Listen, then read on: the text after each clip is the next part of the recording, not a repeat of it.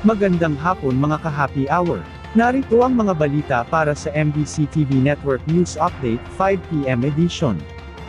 Mahigit 50,000 na kapulisan ipapakalat sa September 21 rally. Ipinag-utos ni Department of the Interior and Local Government Secretary John Vic Remulla, ang pagpapakalat ng nasa 50,335 na mga tauhan ng Philippine National Police sa nalalapit na malawakang kilos protesta sa September 21. Ayon sa kalihim, naitatalaga ang mga kapulisan sa iba't ibang mga lugar gaya pagbibigay ng police visibility, standby units, pagmamando ng trapiko, checkpoints at border control, titiyakin din ng PNP na walang anumang kaguluhan na magaganap. Dagdag pa nito, na suportado sila ni Pangulong Ferdinand Marcos Jr. na magprotesta laban sa mga katiwaliang nagaganap sa bansa. Handa rin aniya silang tumulong sa mga nais na kumuha ng permit para mag-rally, magugunitang iba't ibang grupo ang nagkasama ng kilos protesta sa linggo, nagaganapin sa Luneta at EDSA.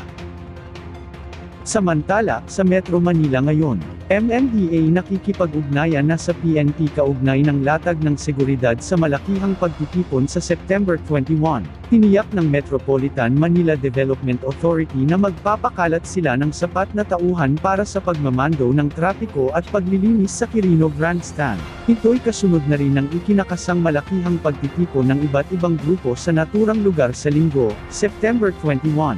Ayon kay MMDA Chairperson Attorney Don Artes, nakikipag-ugnayan na sila sa Philippine National Police hinggil na rin sa latag ng seguridad sa nasabing araw. Kasunod nito, umaapila naman si Artes sa mga rallyista o sa mga lalahok sa aktibidad sa nasabing araw, na panatiliin ang kalinisan at iwasan ang pagkakalat upang mapanatiling maayos ang mga pagdarausan ng pagtitipon.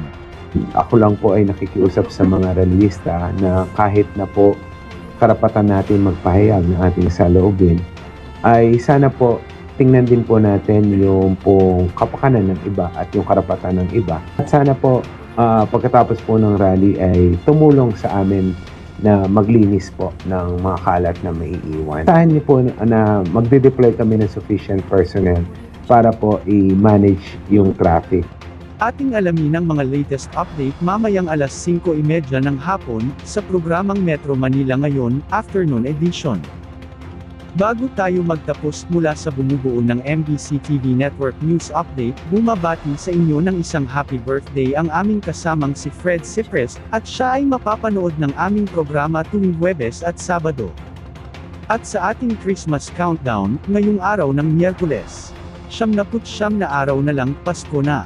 At yan ang mga balita para sa MBC TV Network News Update 5 PM edition. Samahan ninyo kami bukas mula alas 9 ng umaga hanggang alas 5 ng hapon.